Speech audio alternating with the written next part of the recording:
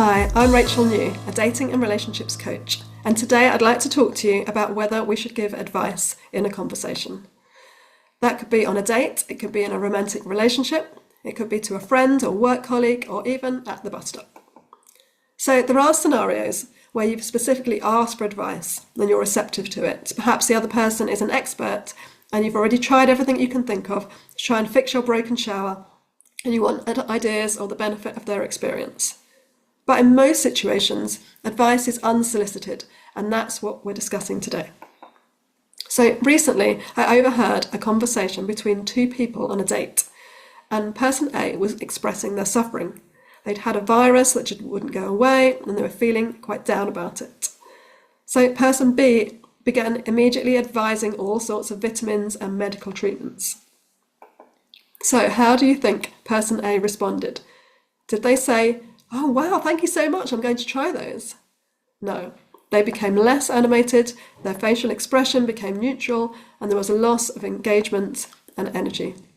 So what was going on? Firstly, research on how people learn suggests that people want to make their own discoveries. Secondly, research on transformation and growth shows that advice doesn't lead to transformation or lasting change, which is why coaches are told not to give advice. So one reason for these findings is that autonomy, which is a sense of freedom, and agency, which is a sense of control over your life, are vital for us to believe that we have the capacity to act and make changes. It's also vital to our personal growth. So if we accept other people's advice, that undermines our autonomy and our agency.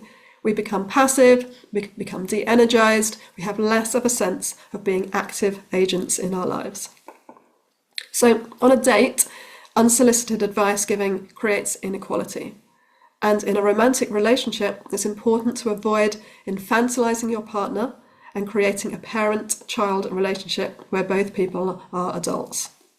A classic example is where one partner will not let the other do domestic tasks because they think they're not going to do it well enough, or it's not being done their way.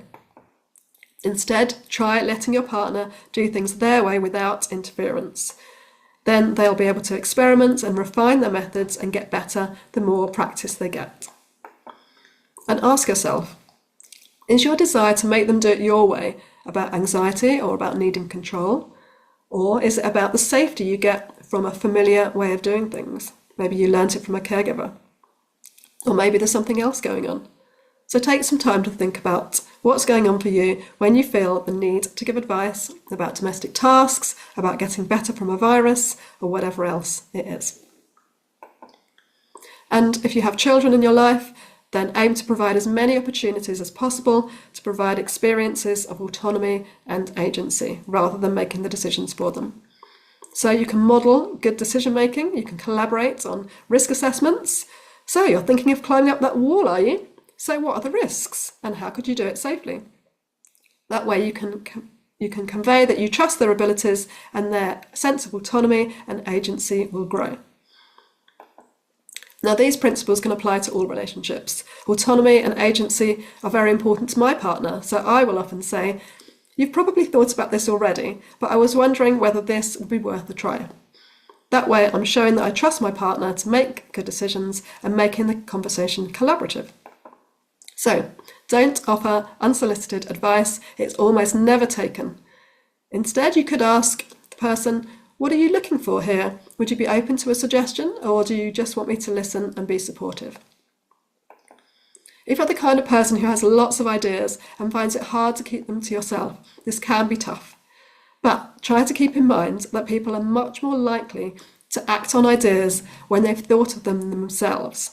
So actually by giving advice, you could be making it less likely that they're going to act on it than if you hadn't said anything in the first place. You could also try noticing what happens when you start to offer advice. How does the person's energy change? What about their facial expression? What do they say? Most of the time it doesn't have a positive effect. Try listening and empathizing instead and notice what happens then. Okay, that's it for now. I hope this video will help you to have more productive conversations in all your relationships.